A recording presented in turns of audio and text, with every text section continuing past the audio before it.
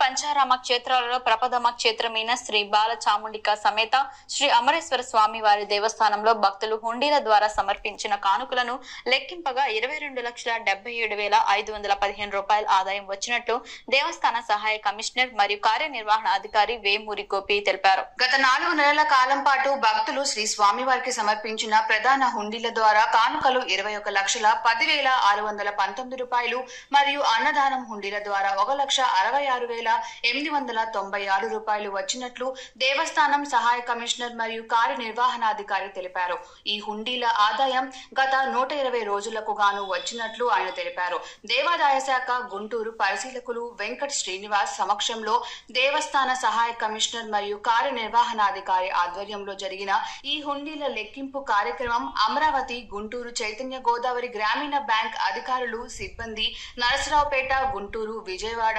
జగ్గయ్యపేటలోని పలు సేవా బృందాలు